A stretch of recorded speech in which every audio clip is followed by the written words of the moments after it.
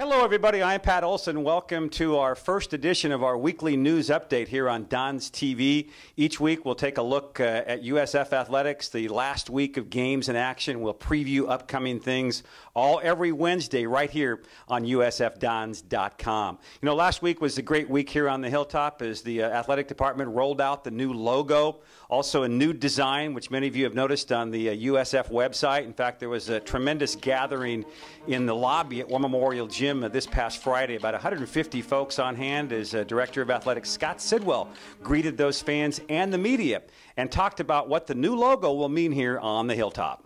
This is the next step forward. We put out a tagline that says aim higher. We said, all right, let's find something that sets us apart. And as we looked around the Bay Area at the different sports franchises, you know, from the Niners to the Warriors onto the Giants, there was nobody that was actually taking the S and stacking it on top of the F. And so we thought that was important. And what came to us, and as we put our word mark, which is the name San Francisco, as you can see right here with the Dons underneath it, is that there's great emphasis on the word San. That's saint. And it rises above everything that we do, and it guides us in what we do. And that's important. And that's something to be proud of. And I'm proud to say that we are the University of San Francisco. The USF women's soccer team opened up their home slate with a 1-1 tie in double overtime against Fresno State. In fact, both of their first two games have ended in 1-1 draws in two overtimes.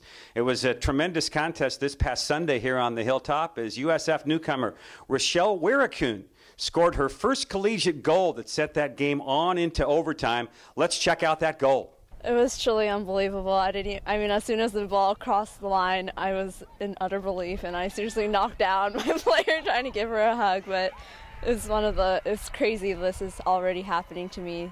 My first goal, so I'm really excited. The USF women's soccer team is at home this Friday. They'll entertain UOP. Pacific rolls into Negoesco Stadium. That's a 3 p.m. start on Friday. Meanwhile, the men's soccer team opens up their home schedule with a 7 o'clock contest against highly touted Stanford. We had a chance here at DonsTV to catch up with a USF head soccer coach, Eric Visser, and he had these comments on playing Stanford. We're very excited for Friday night's game. It's our home opener. We expect a great crowd. The team is very well prepared. We had a very good spring. We played Stanford in the spring, who was under the leadership of a new coach, so they're going to come out with urgency. They're going to be very well prepared. It's going to be a very good matchup for us. I'm very excited because the 20 returnees out of 27 all came out in good shape, good form. We added 7 good young freshmen to our team that I think will make our team stronger, especially the addition of Joshua Smith, a 6'3" defender from Germany, and Michael Shattuck, a forward transfer from Cal Berkeley. I think will add to a team that already did quite well as a young team last year. So I feel very comfortable, on Friday that we're going to be able to have a good showing and give Stanford a good run for their monies. Hey, before the Stanford game at 5 o'clock, there's going to be a little tailgate gathering in the parking lot at the Corrett Center. Many of our USF athletic partners will be on hand, BMW and Mini of San Francisco, Provident Credit Union, Sports Authority, and Odwalla. We'll all have booths out there at the Corrett Center gathering. Now let's turn to volleyball. The volleyball team heads out to Wyoming this weekend for a tournament in Big Sky Country. DonsTV had a chance to catch up with Gilad Duran, and he talks about his young team and their expectations this year. I'll say we want to make a history and be the first women's volleyball team to win conference championship here.